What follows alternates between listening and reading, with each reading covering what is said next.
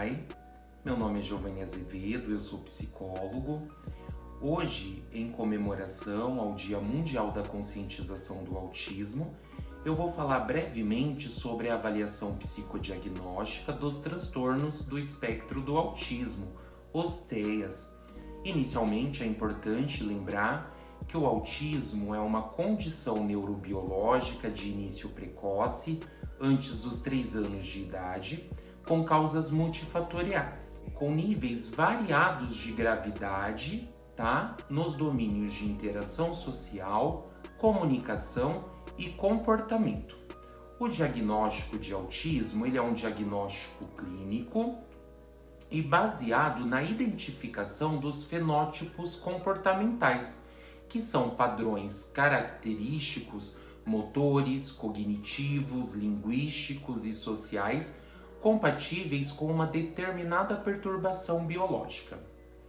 Além dessa observação clínica, há diversos instrumentos de rastreio para autismo, as escalas de autismo. Vou citar algumas para vocês. As escalas que nós mais utilizamos é a escala CARS, escala de avaliação do autismo na infância. Essa escala, ela contém 15 itens e ela tem a capacidade de diferenciar o grau de comprometimento do autismo em leve, moderado ou severo. Ela avalia o comportamento da criança em 14 domínios que geralmente são afetados em quadros de autismo infantil. Outra escala é o ABC, ou Inventário de Comportamentos Autísticos. Ela consiste em uma lista com 57 comportamentos que são atípicos e que geralmente são sintomáticos de quadros de autismo. São organizados em 5 áreas: sensoriais, relacionais, imagem corporal, linguagem, interação social e autocuidados. O PEP-R, ou Perfil Psicoeducacional Revisado, também é um instrumento utilizado para esta avaliação. Ele vai medir a idade de desenvolvimento da criança, com autismo e também com transtornos correlatos de comunicação.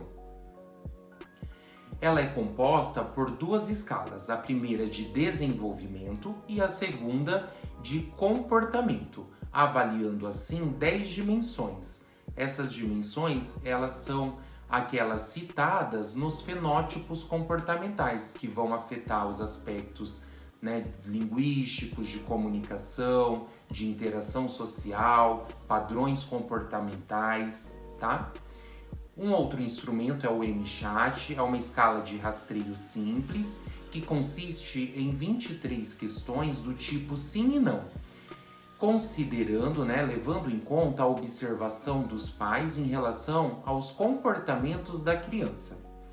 E aí, pensando que o desenvolvimento da criança com autismo, ele é um desenvolvimento irregular, inclusive nos aspectos intelectuais, cognitivos, alguns testes de inteligência, como por exemplo o SOM-R, eles também colaboram para a compreensão desse diagnóstico, uma vez que eles apontam esse desenvolvimento irregular em diversas habilidades cognitivas, Quero agradecer a atenção de vocês. É um diagnóstico muito complexo, tanto no sentido da avaliação, quanto no sentido da própria intervenção. Espero, em alguma medida, ter colaborado para a compreensão dos instrumentos utilizados na avaliação psicodiagnóstica, me colocar à disposição de vocês. Que Deus abençoe a todos, se cuidem e até a próxima. Tchau, tchau. Olá, tudo bem? Meu nome é Luana, eu sou psicóloga da PAI de Itupeva.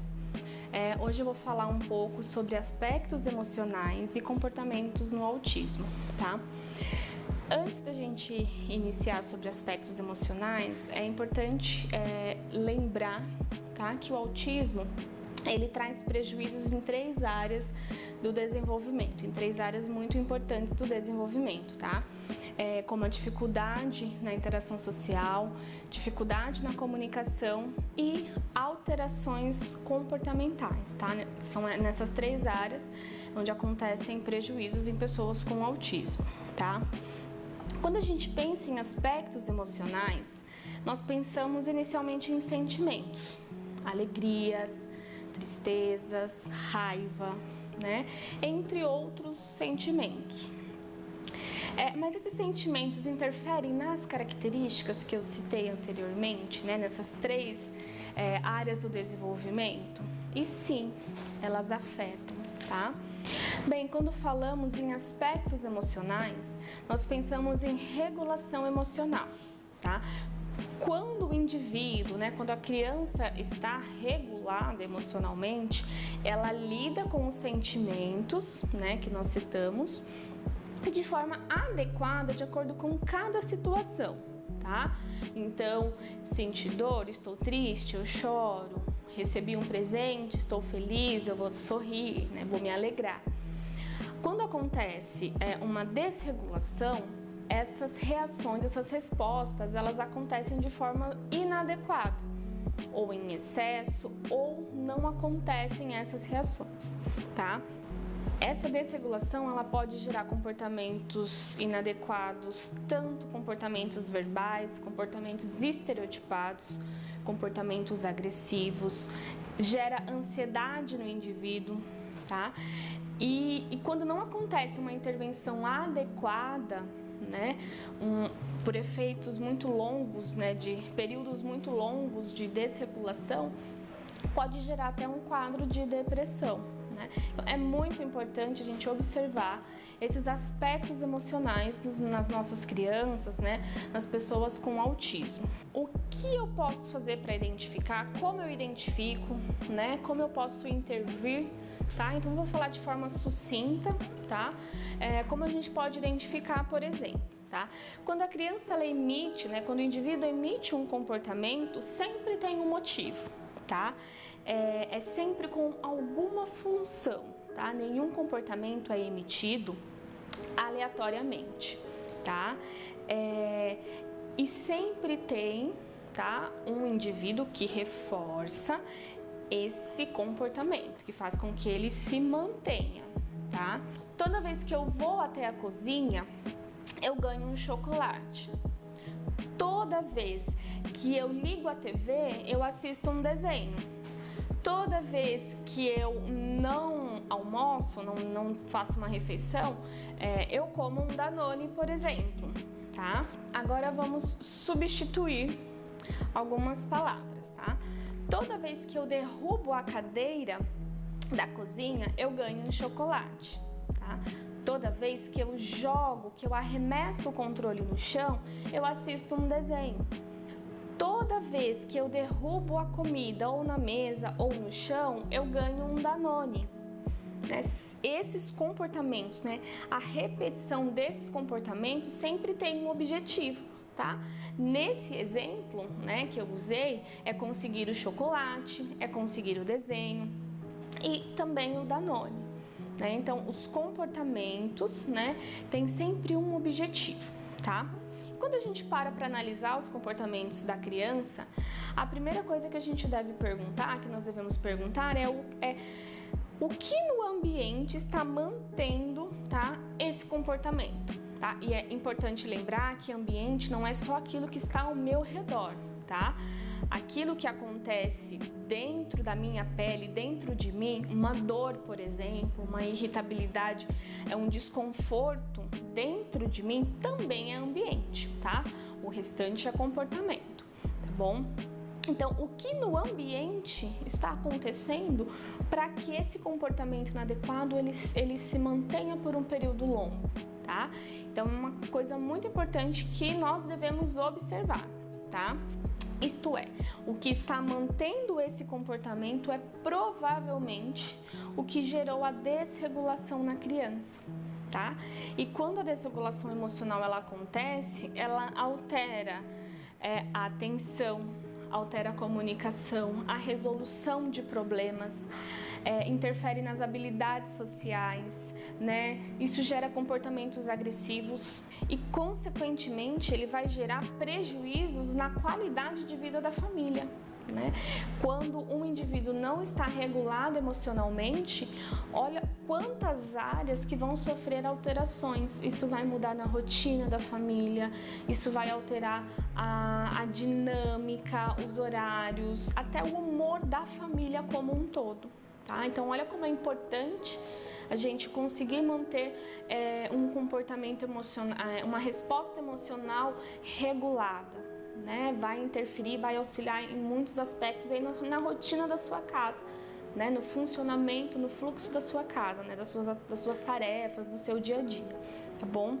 E quando a gente identifica, por exemplo, o porquê, nós conseguimos então entender e intervir, tá? Elaborar intervenções que possam reduzir esses comportamentos, né? Reduzir essas respostas, tá? Que causam essa desregulação emocional, ou antecipando, ou elaborando estratégias para que a pessoa, o indivíduo aprenda a lidar melhor com essas situações, né? Com esses sentimentos, né?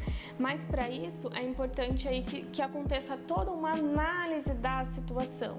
Então, quando a gente tem esse olhar de parar e observar que esses comportamentos pode ser uma questão emocional, por isso é muito importante a gente observar o ambiente e os comportamentos, tanto no âmbito familiar como no âmbito social, né? Para quê? Para que os terapeutas, né, que acompanham o seu filho, eles possam fazer uma análise funcional do que vem acontecendo nesses momentos onde tem essa alteração muito grande no comportamento, para identificar o que vem gerando essa desregulação emocional, para a partir daí elaborar uma conduta, né? Para a partir daí elaborar um plano terapêutico para que a gente possa reduzir esses comportamentos, tá? Gerando assim uma regulação emocional, tá? Com isso a gente gera uma estabilidade no aspecto emocional do indivíduo, tá? E como eu falei no início, né, quando o indivíduo está regulado emocionalmente, ele lida com os sentimentos, ele lida com as regras, ele lida com os comandos de forma adequada, tá bom? Qualquer dúvida nós estamos à disposição. Até mais! Olá, eu sou Márcia, psicóloga da PAI de Itupeva. Estou aqui para falar sobre afetividade no transtorno do espectro do autismo. As neurociências vêm provando cada vez mais a importância que a afetividade traz tanto para uma relação professor-aluno como uma relação terapeuta-paciente. Trabalhamos sempre com duas vertentes, a questão da ciência, que é onde a gente busca recursos, busca estratégias para trabalhar com a cognição da criança, estimulando o cérebro dessa criança para que ela se torne, aprenda mais, consiga vencer desafios, e com a questão da afetividade, que também no transtorno do espectro do autismo é muito importante, porque o autista ele tem algumas peculiaridades que são únicas. Alguns são mais sensíveis aos sons, ao barulho, alguns são mais sensíveis com a questão da ordem, aquela questão sistemática. Então, para nós, o importante é conhecer cada criança, diante de cada uma delas, nós observarmos primeiramente como ela funciona, como ela reage, como ela sente, e a partir daí, juntando ciência com essa questão afetiva, com esse olhar terapêutico, nós adotarmos estratégias para conseguir cada vez mais sucesso nas nossas intervenções. E é isso. A gente sempre constata que no brincar, isso se faz muito através de jogos, de brincadeiras, mas se colocando no lugar do outro, inclusive, pensando como eu reagiria a determinado estímulo se eu tivesse essa hipersensibilidade a som, por exemplo. Então, respeitando cada um na sua particularidade e respeitando as diferenças, sempre a gente fala isso na PAI, né? Trabalhar com as diferenças, né? Respeitando e elaborando um plano de trabalho que onde tem afetividade, onde tem aceitação de cada criança, ela se sentir amada, ela se sentir respeitada do jeitinho que ela é e buscar com isso trazer elementos para ela reagir melhor na realidade dela, ok? A PAI Itupeva, onde o nosso amor é maior que as diferenças.